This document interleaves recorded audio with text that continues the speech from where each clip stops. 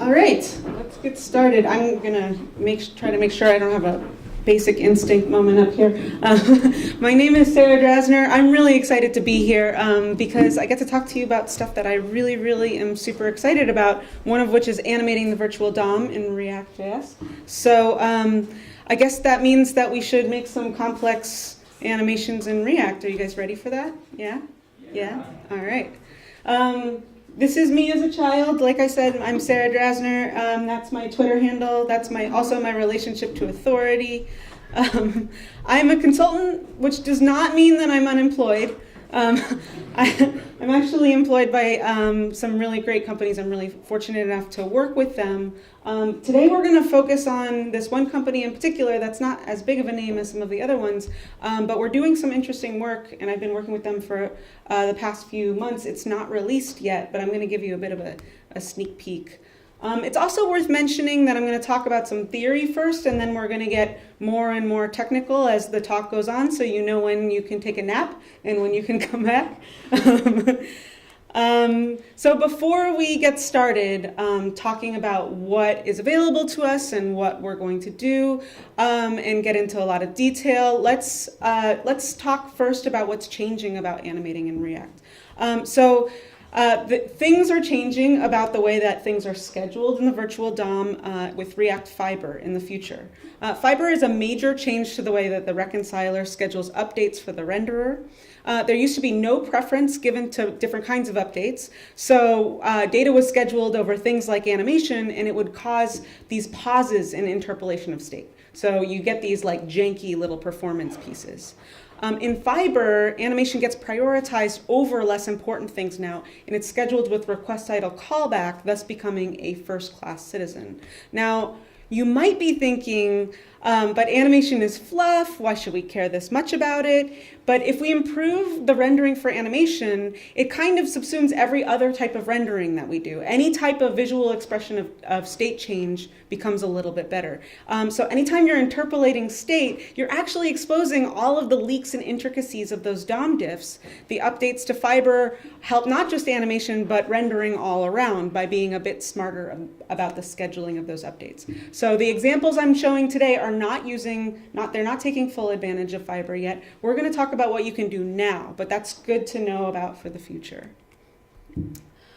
We've evolved to perform actions that flow more or less seamlessly. We aren't wired to deal with the fits and starts of human-computer interaction. This is a big deal because our memory store works and our occipital load works fundamentally in 100 millisecond bursts. For computers, Boolean states are kind of natural, on, off, true, false. But for humans, that's not how things go. That's not how we've evolved to see things. Things don't just immediately appear in your vision. So it becomes a bit unnatural, and we don't really process that, and our memory doesn't really process that very well. By making these changes too quickly, we lose a certain amount of context. So here's what's particularly exciting. React excels at encapsulating state that's changing. And the whole purpose of animation is tying two states together with interpolation. So by not just toggling states and instead exposing the moments in between, we build a story that's more or less cognitively, that is less cognitively tasking for our users. It's as if we're telling a story.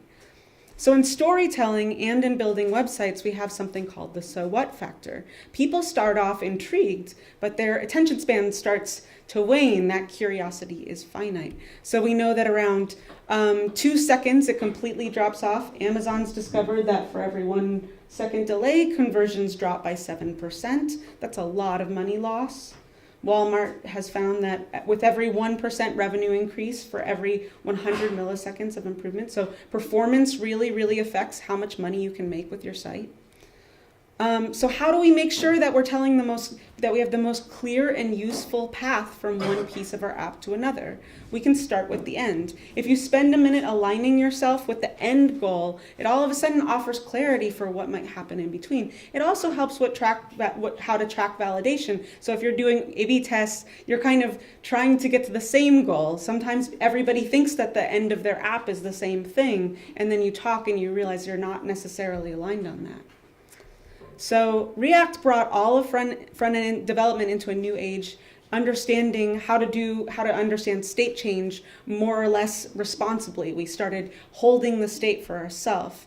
And as a user or human, you're constantly tracking the space around you. You're creating spatial awareness. So these are heat maps of an eye looking at one page. Your eye never stays focused on one single thing for very long. It moves around in an event called saccade. So you're creating spatial maps so that you can understand the space around you. So every time something changes, you have to remap that space. That presents a cognitive load. If the entire team is aligned from beginning to end, you can reduce that cognitive load by making sure that those shifts happen more or less naturally. So without transitions, we lose an opportunity. Things start feeling more jarring and janky for our users. The user has to remap each interactive space, like we mentioned before. It doesn't feel as fluid, it feels more clunky. So here's a great example from Code Drops, where you're choosing seats at a movie theater. You'd be able to get a sense of real understanding of spatial awareness, and it's more helpful for your user trying to navigate a task or make a decision. You can see how it's moving around.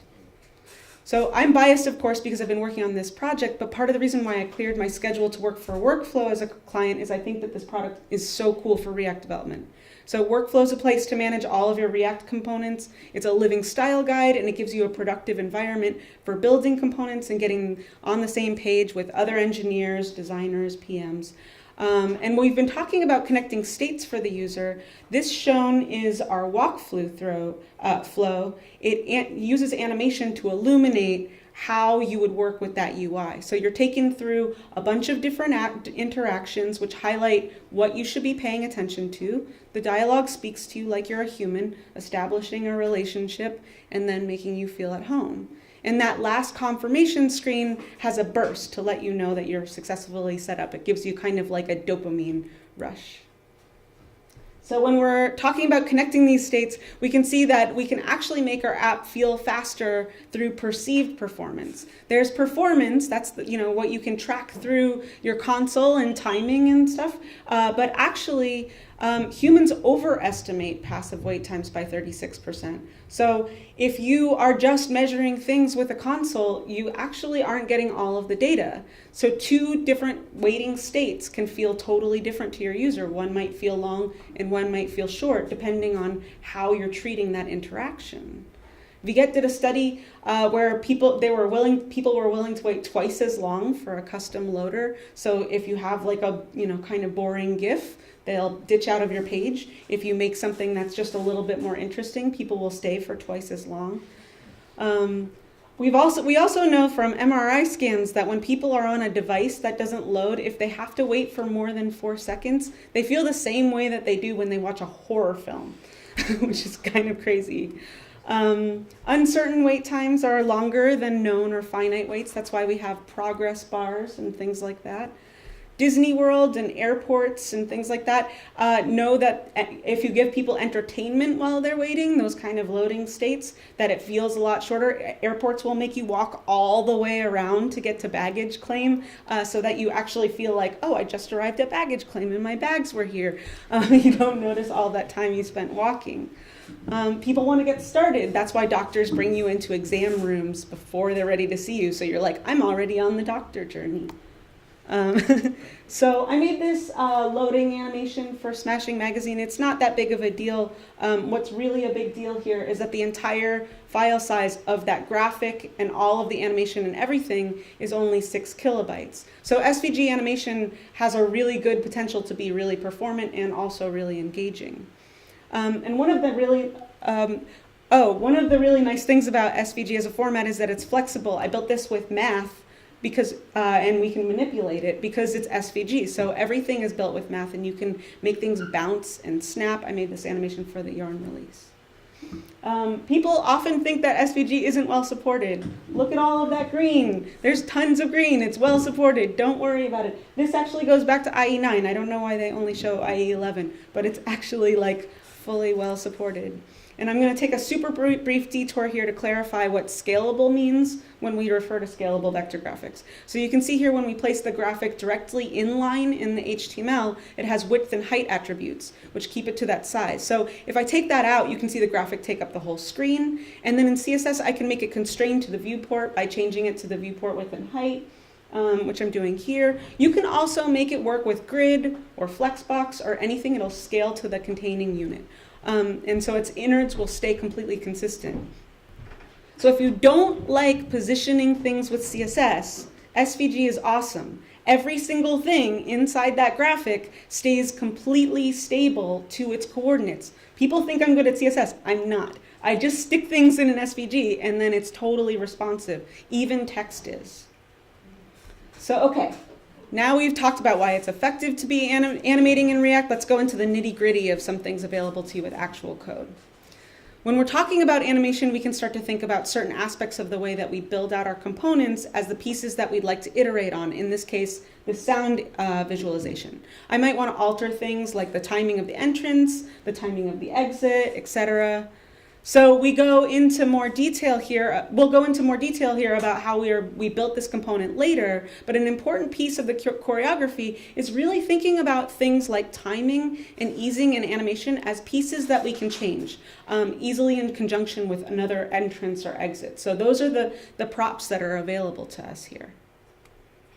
So timing is incredibly important. Timing is pivotal for jokes, for introductions. This is a really bad dark UX pattern that you're probably familiar with. You visit Groupon for the first time or any other site like on mobile on your phone, and this timed modal pops up. I'm not even sure if I want to use it or if I find this site useful, and it's already asked me for my information. It's like, buy me a drink first. Jeez.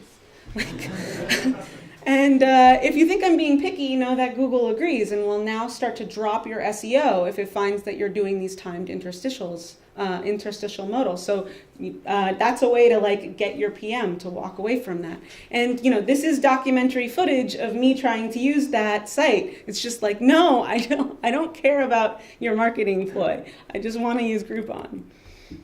So the funny thing is that we're already used to thinking about building apps this way with text and layout, but a lot of times we add animation in a really ad hoc manner that makes it feel kind of inconsistent.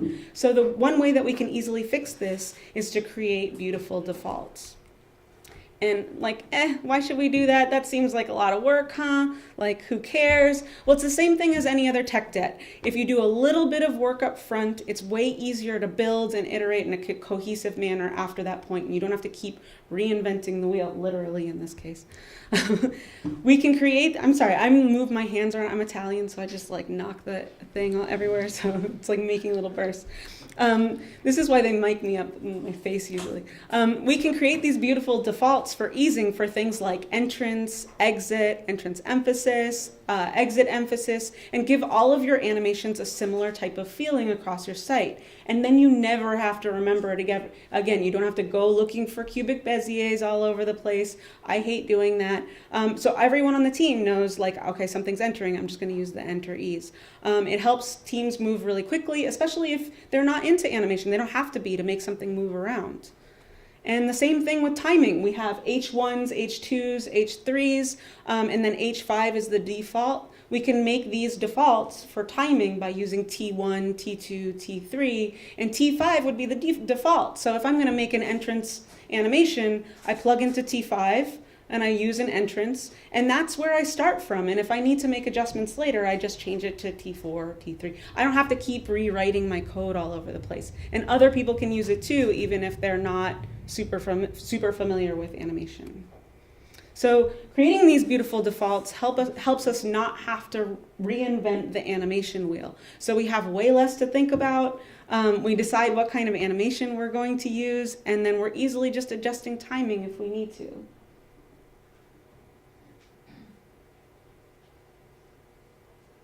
And I made this demo too long. So you can kind of see how that works. So if we want to think about a more common UI example here, let's say we're building out a card. We can create composite components where we're putting these pieces together and even adding a specific animation to components that handle the entrance and exit.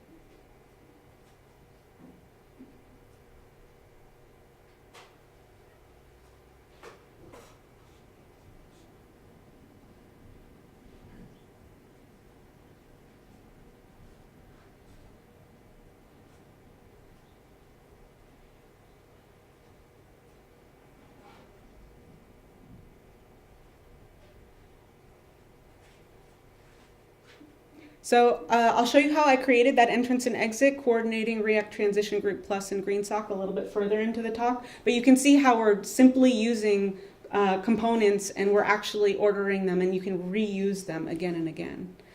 So, you know, the React animation landscape is pretty large. We're not going to go over everything in this talk. We just don't have time to.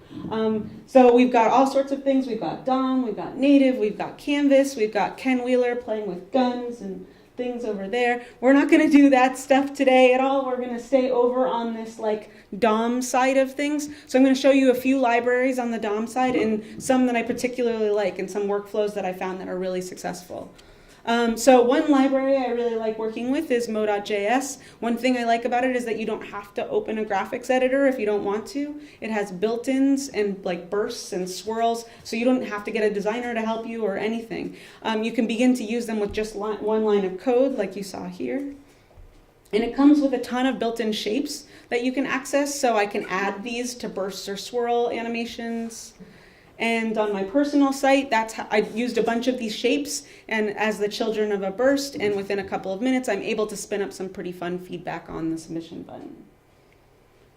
And you know, I decided to create something that's open source that you can dig into for how you're using mo.js and React. So of course, I chose to make a thing that's really useful for your UIs, bursting hot dog. I feel like that's a typical use case, you know.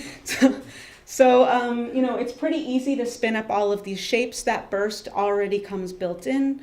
But probably the most important piece of this whole demo that I'd like to call out to you is that you should be returning false on should component update. That actually will give you the best performance. And a few years ago, Cheng Lu open sourced this thing called React Motion. React Motion is a really beautiful library that offers interruptible single movements. So I made this pen to show how staggered motion works in React Motion. Unlike a lot of other animation libraries like mo.js, like GreenSock that we're going to talk about later, React Motion doesn't work with a concept of time. It's similar to game-based physics, or game-based animation, where you give an element mass and physics and send it on its way. So here we're working with staggered motion that's unique because instead of simply staggering the timing of the thing, we're updating each subsequent element based on the first one's placement. So it's interruptible, and that element gets it in essence for free. So it's moving around and you can make these like really, really beautiful interactive effects. Of course, we don't only need to make huge movements either. In this example, we have a layout with small staggering animations that when we change out those circles, and as well as the hovering effects for the text. And you can see we're also using SVG, so it's really easy to make it scale for responsive in an interesting manner without any positioning craziness. So in these circles, we're updating with a click. We're using a staggered motion component to use the previous styles to update the next one's placement. And this is what it looks like. It's actually a component. So you're wrapping things in that staggered motion component. We're passing in an array of path values into that G. In SVG, G means group. So we're giving each path a key, and we update the opacity as it goes through. And here's another example of React Motion at work. We're updating many parts of the SVG, some with rotation, some are drawing these letters onto the page. But that's not like a React Motion kind of thing. You might see like a bunch of SVGs drawn onto the page. I'm just going to show you how that works so that you can do it with whatever library you want. So it's done with stroke dash array and stroke dash offset. So imagine you have a path and it has a stroke, and that stroke, and you have like this like round shape or something, that stroke is dashed. But then the dash is the whole length of the shape.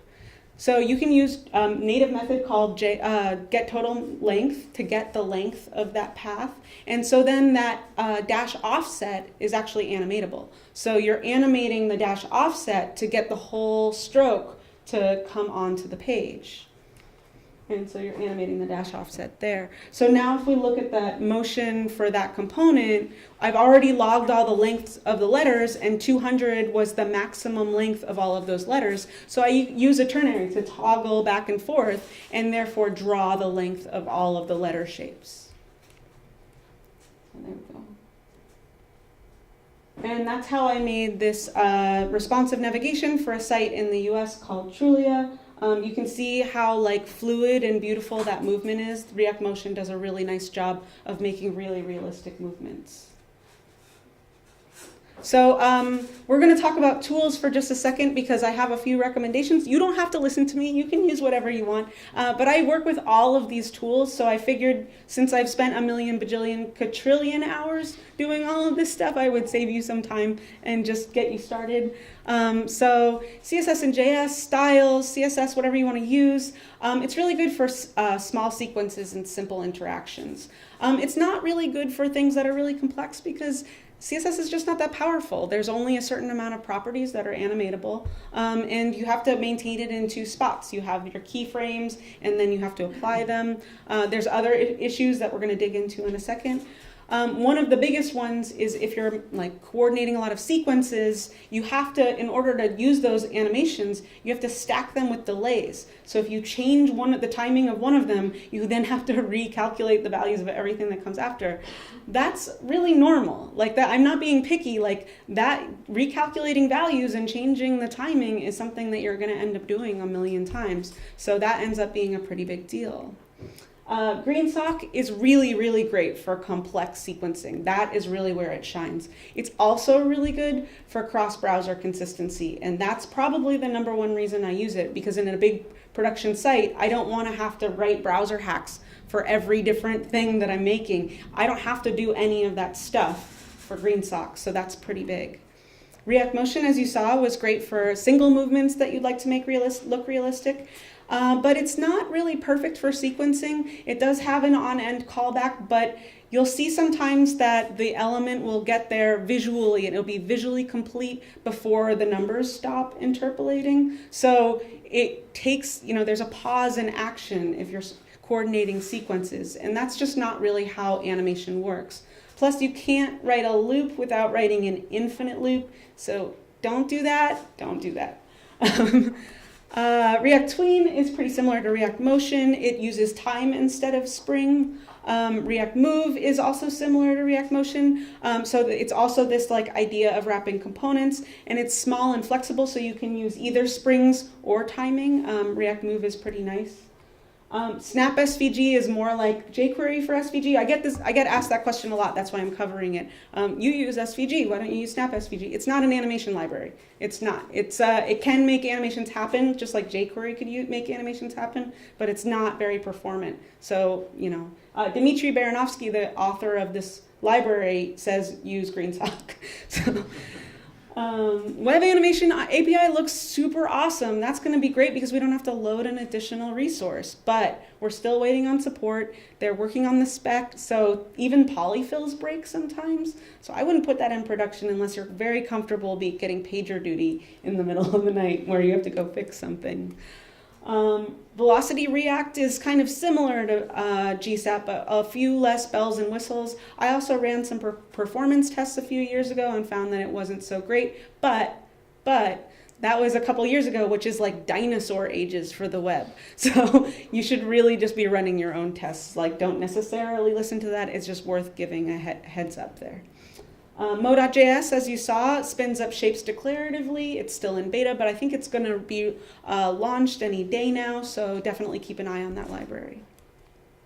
So one library again and again shines, and when I want to create beautiful movement in React, and it's GreenSock. It's been under development for 10 years and has a ton of offerings, including docs and forums.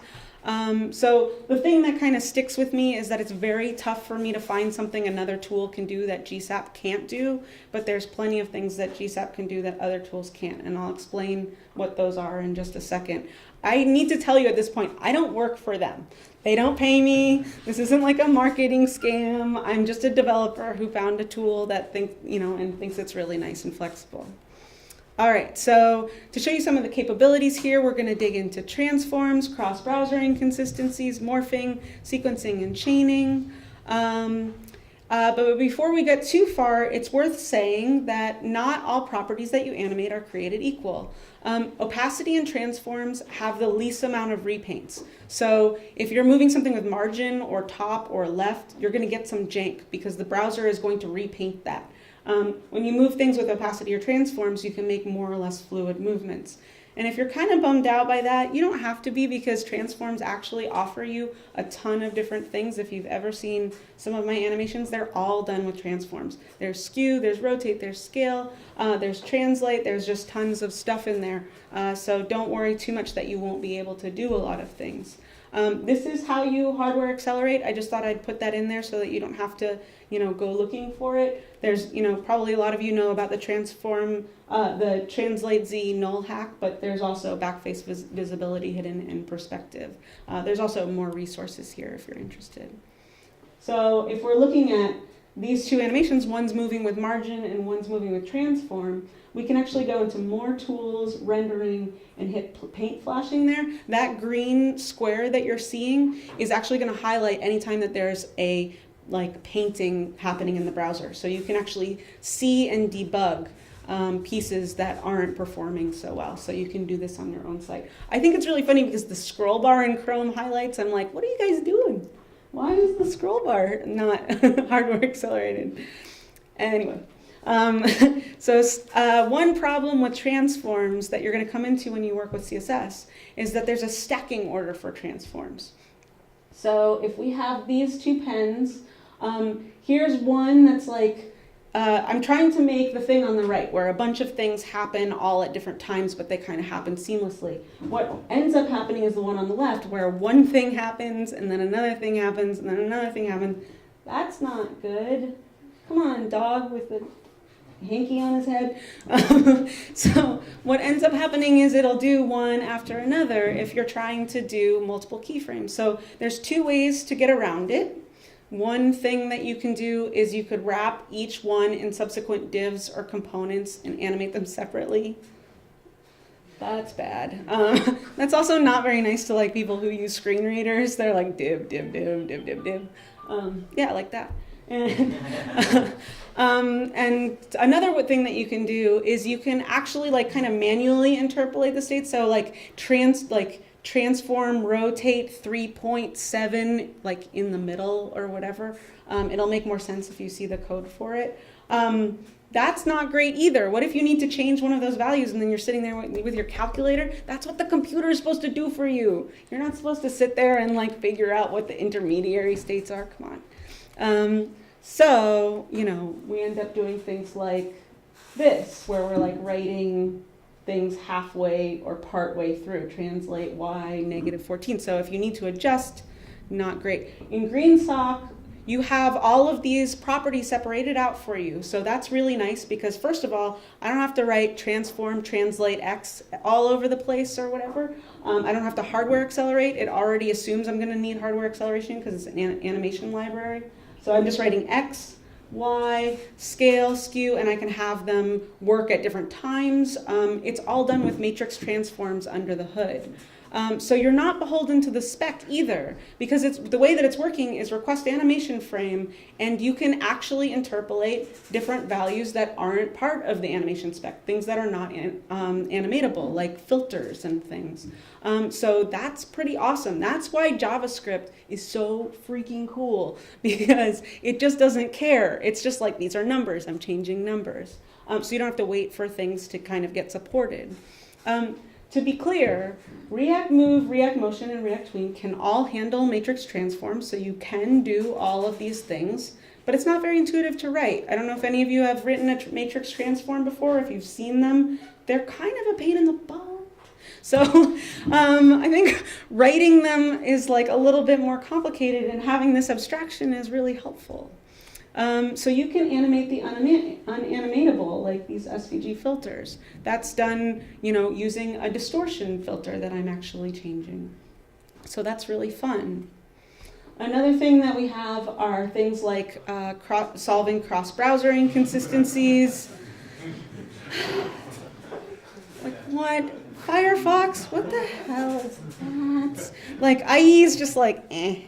I think if any of you follow me on Twitter, I was trying to get them to fix this a little while ago. I'm tweeting to everybody just go vote on this.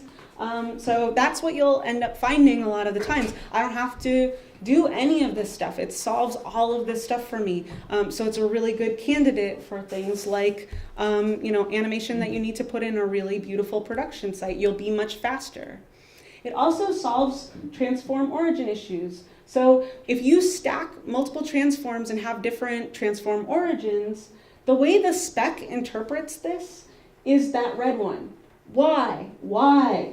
Why? Why would anybody want that? So GreenSock assumes that you're going to want something that makes sense and fixes that stuff for you under the hood. This is a really big deal. It's like one of those things you don't notice that you need it until you really need it.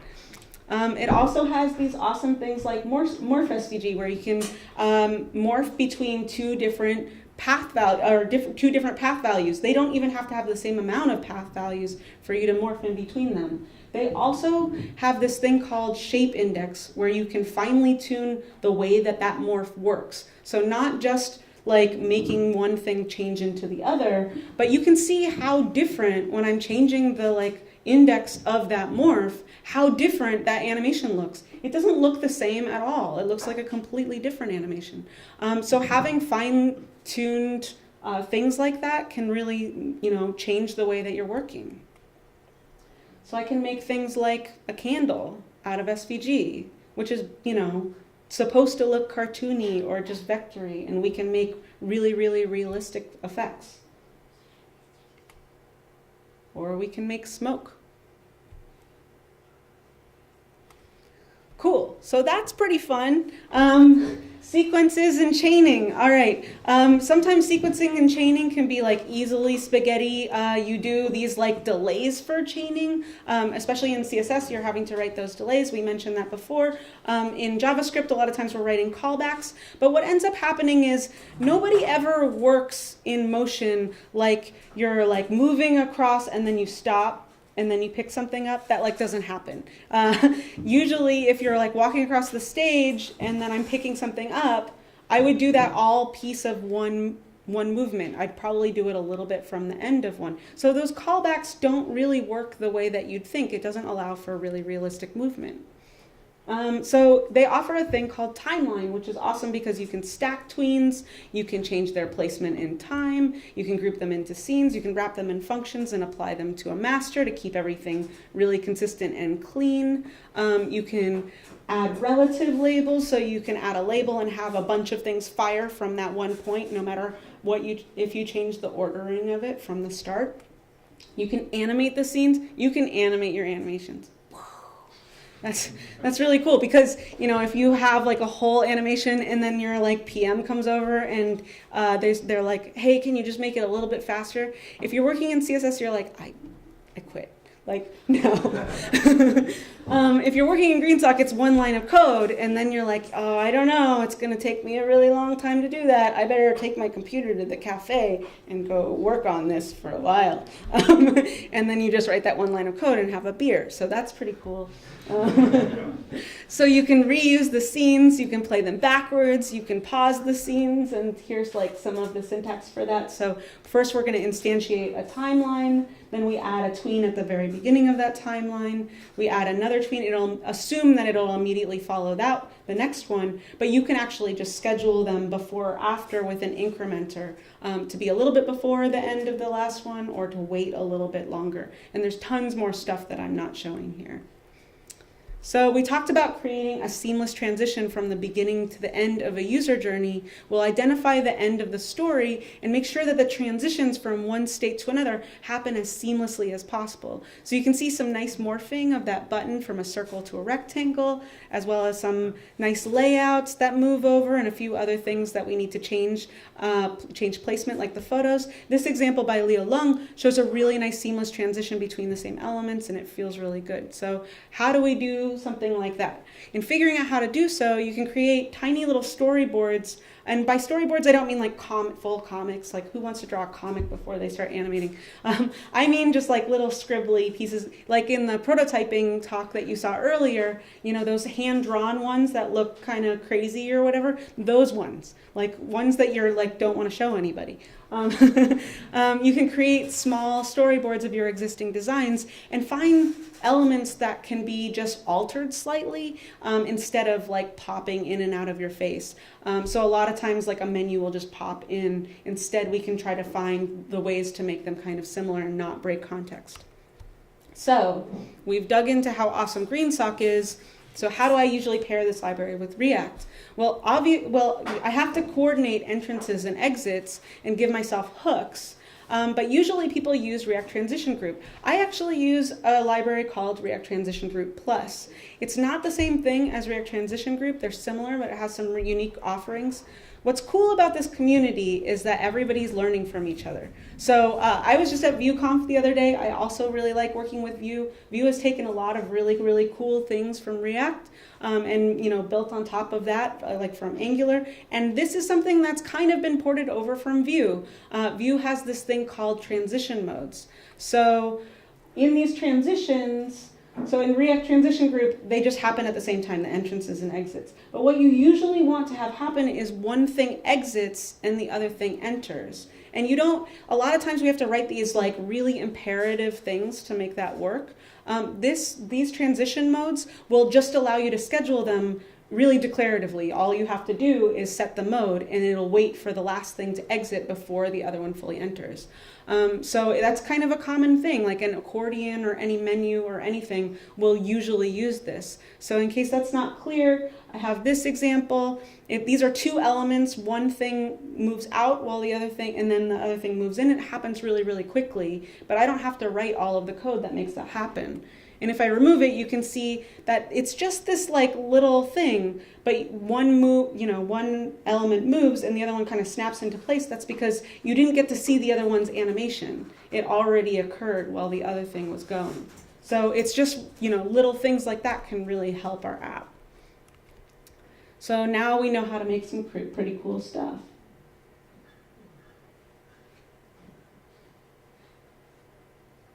So we can do these page transitions with React, and this is React and GreenSock. React coordinates the state, and GreenSock choreographs all of the intermediary values. So all of these transitions can be made using these tools.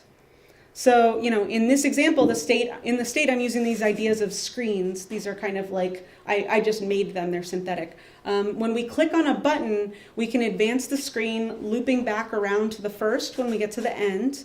And for each screen, we fire a function that handles our animation separately. I mentioned before how Fiber really needs to come in and help us schedule these updates. Right now, I'm not, working with interpolation of the virtual DOM. I'm letting GreenSock do what GreenSock's good at, where it's hanging a function off of the state. React coordinates the state here.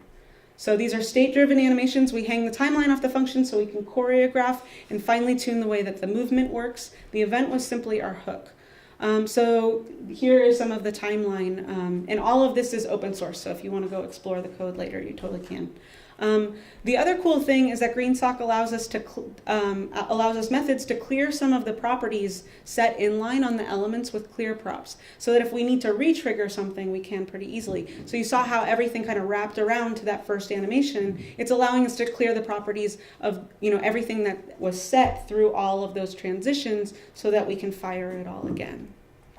So if we revisit the first example, you can now guess how we created that animation. We worked with GreenSock's timeline to draw those pieces of the SVG on and hooked into the transition components hooks, like component will enter and component will leave, to schedule the timeline calls. There's tons more stuff. I only covered just a little bit. Draggable motion along a path, custom easing, physics and throw props. Really, the sky is the limit, and there's tons of stuff to explore. So again, React encapsulates the state that's changing. Animation ties these two states together, and we can make really, really beautiful things. I wrote a book called SVG Animations. This is not that book. This is my friend making fun of me. I didn't get the man blob animal. That's not even my last name. That's rude. This is the book. I think they have it here. I spent 2 years working on this thing. So I think actually on the cover there's actually like a colored version. I got like a fancy chicken. It's nice. I didn't make the demo work offline. I'm sorry. I have a silly logo demo for web animation workshops, so this is bad advertising. I do web animation workshops with Val Head, and we're coming to Paris, I think, in September, and a few other places. So if you would like to participate in that, you can. I'm not going to take questions at the end of this. I'll take them personally one-on-one, but I'm not going to take them in public. Thank you very much for coming.